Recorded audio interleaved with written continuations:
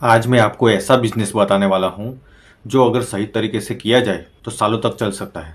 मैं बात कर रहा हूँ जलेबी के बिजनेस की। बहुत लोग सोचते हैं कि जलेबी बनाना आसान है। मैदा लिया, घोल बनाया, तेल में डाला और बेच दिया। लेकिन सच कहूँ, अगर इतना आसान होता तो हर गली में जलेबी की दुकान चल रही होती। दोस्तों, इस बिजनेस में कमाई सिर्फ जलेबी से नहीं होती है। कमाई होती है स्वाद, भरोसे और सही प्लानिंग से। अगर आप बिना सोचे समझे दुकान खोल देंगे तो कुछ महीनों में दुकान बंद भी हो सकती है। लेकिन अगर शुरुआत सही की तो यही छोटा बिजनेस आपकी अच्छी कमाई का जरिया बन सकता है। तो सबसे पहले बात करेंगे शुरुआत कहाँ से करनी चाहिए। ज़्यादातर लोग पहले दुकान ढूंढते हैं। ये गलती मत करना। पहले अपने शहर में घूमो। सुबह 6 बजे से 10 बजे तक देखो कि लोग सबसे ज़्यादा नाश्ता कहाँ करते हैं, कौन सी दुकान पर लाइनें लगती हैं, कौन सी दुकान पर लोग गाड़ी रोककर जलेबी लेने आते हैं। एक बात हमेशा याद रखना, दुकान नहीं बिकती, लोकेशन बिकती है। अगर आपकी दुकान ऐसी जगह है जहाँ सुबह लोगों की भीड़ रहती है तो आधा काम तो वही आसान हो जाता है। अब बात करते हैं दुकान ले या लारी।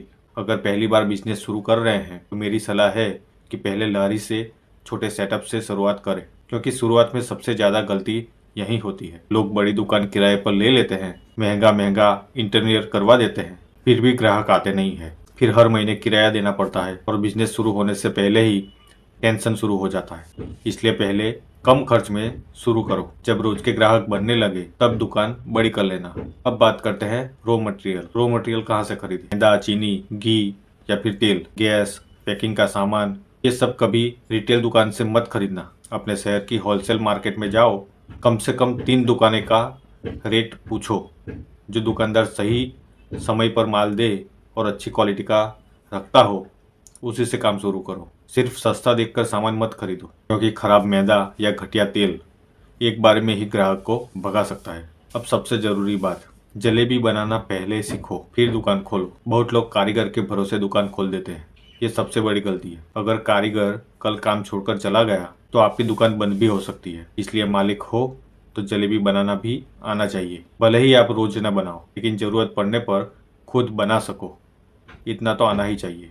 यकीन मानिए, ये आदत आपको नुकसान से बचाएगी। और अगले भाग में आपको ऐसी बात बताऊंगा कि कारीगर कैसे रखें, किस पर भरोसा करें और ऐसी कौन सी गलतियां हैं जो नए दुकानदार को शुरुआत में नहीं करनी चाहिए। दोस्तों, अब मान लीजिए आपने दुकान खोल भी ली, सामान भी आ गया। अब सबसे बड़ा सवाल आता है, कारीगर कहाँ से लाए। अगर आपके शहर में कोई अच्छा हलवाई है तो तुरंत उसे काम पर मत रख लीजिए। पहले 2 या 3 दिन उसका काम देखिए। वो जलेबी कितनी जल्दी बनाता है, तेल कितना खर्च करता है, चीनी कितनी लगाता है और सबसे जरूरी, क्या वो हर दिन एक जैसा स्वाद रख सकता है। क्योंकि ग्राहक को नई नई जलेबी नहीं चाहिए, उसे हर बार वही पुराना स्वाद चाहिए। अब एक ऐसी बात जो बहुत कम लोग बताते हैं, अगर आपका पूरा बिजनेस सिर्फ एक कारीगर के भरोसे चल रहा है तो समझ लीजिए बिजनेस आपका नहीं है, कारीगर का है। क्योंकि जिस दिन वो चला गया उस दिन दुकान भी आपकी रुक जाएगी। इसलिए हर रोज कम से कम 1 घंटा उसके साथ खड़े रहिए। खुद जलेबी बनाना सीखिए। बैटर कितना पतला होना चाहिए,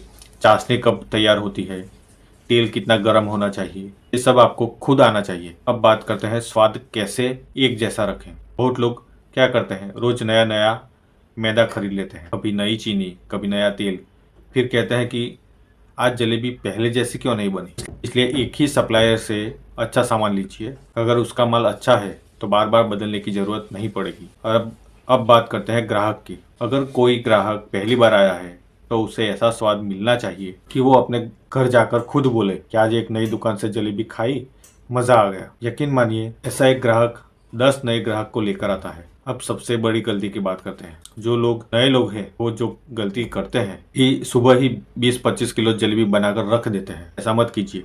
थोड़ी थोड़ी बनाइए, लेकिन बार बार गर्म बनाइए। लोग ठंडी जलेबी नहीं, गर्म जलेबी खाने आते हैं। और याद रखिए, अगर शाम को 5 किलो जलेबी बच गई तो वो आपका मुनाफा नहीं, आपका नुकसान है। इसलिए कम बनाइए, लेकिन ताज़ा बनाइए। यही दुकान की असली पहचान बनती है। अब एक बात जो आपको दूसरे दुकानदारों से आगे ले जाएगी, आप हर ग्राहक से पूछिए जलेबी कैसी लगी। अगर वो बोले थोड़ी ज़्यादा मीठी है तो उसकी बात सुनिए। अगर 5 लोग एक जैसी ही बात कर रहे हैं तो समझ जाइए उसमें कुछ बदलाव करने का समय आ गया है। क्योंकि दुकान मालिक नहीं चलाता, ग्राहक चलाता है। दोस्तों, अगले भाग में मैं आपको बताऊंगा कि पहले दिन कितने पैसे लगाने चाहिए, रोज कितना मुनाफा हो सकता है, नुकसान से कैसे बचे और इस बिजनेस को बड़ा कैसे बनाया जाए। मान लीजिए आपकी दुकान चलने लगी, रोज ग्राहक भी आने लगे। अब गलती क्या होती है, जैसे ही कमाई शुरू होती है तो दुकानदार दूसरी दुकान खोलने का सोचने लगते हैं। ऐसा बिल्कुल मत करना। पहले एक दुकान को इतना मजबूत बनाओ कि लोग दूसरे इलाके में भी तुम्हारी जलेबी खाने आए, उसके बाद ही दूसरी दुकान के बारे में सोचना। अब बात करते हैं रोज का हिसाब। बहुत लोग सिर्फ जेब में पड़े पैसे देखकर खुश हो जाते हैं, लेकिन असली बिजनेसमैन कॉपी निकालना है। आज कितना मैदा लगा, कितनी चीनी लगी, तेल कितना खर्च हुआ, गैस का कितना खर्च आया, कितनी जलेबी बिकी और आखिर में कितना बचा।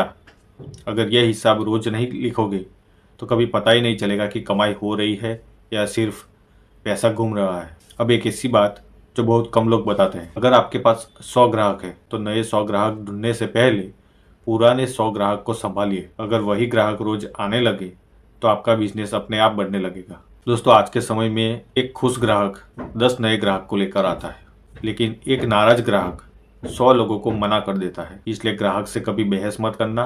अगर गलती आपकी है तो तुरंत मान लीजिए। अगर एक प्लेट जलेबी बदलनी पड़े तो बदल देना, नुकसान नहीं होगा, भरोसा बढ़ेगा। और भरोसा इस बिजनेस की सबसे बड़ी पूंजी है। अब आखिरी सलाह, आज के समय में सिर्फ दुकान खोलना काफ़ी नहीं है। हर दिन 20 या 30 सेकंड की वीडियो भी बनाइए।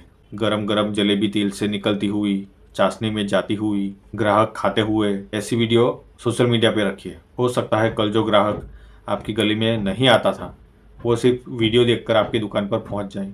इसलिए याद रखिए, आज मोबाइल भी आपकी दुकान का बोर्ड है। और आखिर में, अगर आप मेहनत से नहीं डरते, साफ सफाई रखते हैं, स्वाद कभी खराब नहीं होने देते और ग्राहक को भगवान मानते हैं, तो जलेबी का बिजनेस आपको कभी निराश नहीं करेगा। दुकान बड़ी होने से कोई बड़ा व्यापारी नहीं बनता। बड़ा व्यापारी वो बनता है जिसके ग्राहक उसे नाम से नहीं, स्वाद से पहचानते हैं। दोस्तों, अगर ये वीडियो में आपके काम का कुछ आया हो तो इसे अपने दोस्तों के साथ जरूर शेयर कीजिए।